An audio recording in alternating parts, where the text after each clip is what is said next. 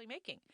It could be that you are in the middle of a daunting situation that's so new and so challenging that you feel stuck because you're moving slowly. But keep in mind, you are moving, and moving is progress. And progress, my friends, is not stuck. So, how can you tell if you're genuinely stuck or if you're just unsure and overthinking things?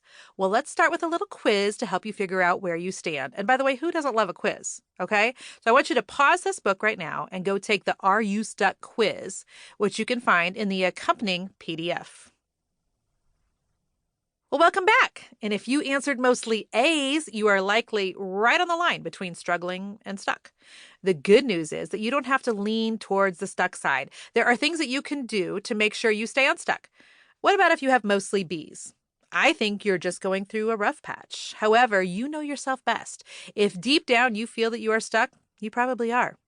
If you answered mostly C's, I just want to give you a big old hug because, girl, welcome to Stuckville. I've been there, and let's get you out. The good news is that it doesn't have to be like this forever. Friend, you can get unstuck. I pinky swear.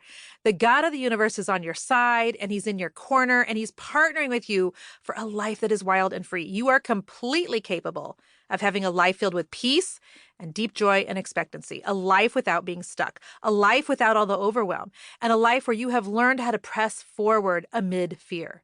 This is a life worth living. Are you ready?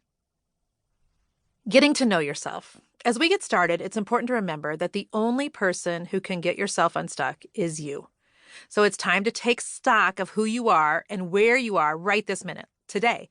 Because if you don't know yourself or you've been avoiding addressing different parts of yourself, then you are missing out on important information you'll need to move forward. So let's get to know you, the real you. It's the best place to start when you're stuck. I recommend grabbing paper and a pencil so you can write down your answers as we go. Feel free to pause the book as needed. Who are you? How would you describe yourself in 5 keywords? Be kind and be honest. Ask some trusted friends, too. What are the top words that they would use to best describe you? What do you love most about yourself? I want you to be braggy. It's totally okay. What are your biggest strengths?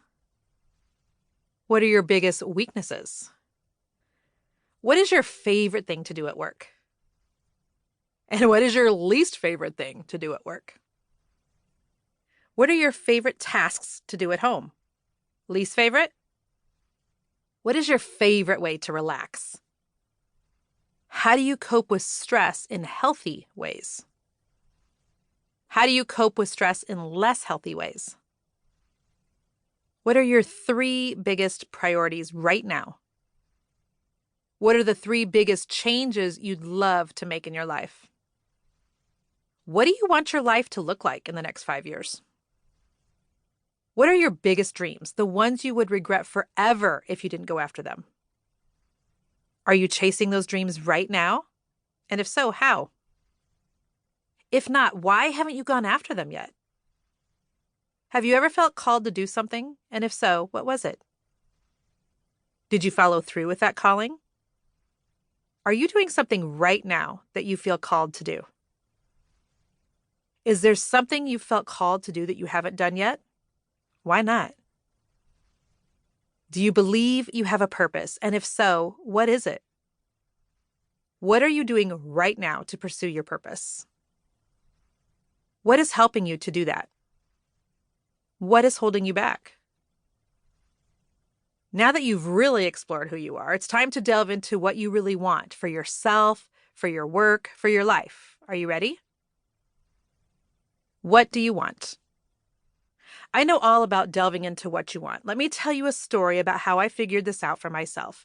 One afternoon, I was on a call with my business coach, Sandy Krakowski, years ago. Sandy was what my kids call Facebook famous. So I expected to discuss a new Facebook ad strategy with her or how I should set up some sexy marketing funnel. But instead, she told me that she'd been praying about our coaching call and felt like she was supposed to ask me a question.